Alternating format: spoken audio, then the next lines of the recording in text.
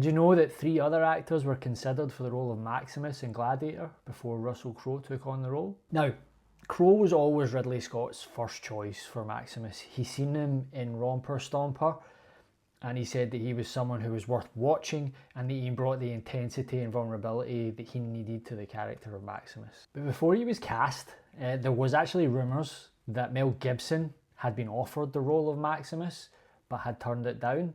And Ridley Scott has been on note to say this is false and made up, but of course he's going to say that anyway. There was actually another 2 actors who were considered for the part of Maximus. Those were Hugh Jackman, another Australian, and I can imagine that there was maybe conversations around it because him and Russell Crowe are friends. And also Antonio Banderas. That seems a weird one to me. I guess it worked in the 90s. He was a pretty big name. Now, Russell Crowe had read the script and he wasn't a huge fan of it, and I think we already know that Gladiator's script was, a lot of it was wrote or ad-libbed on set.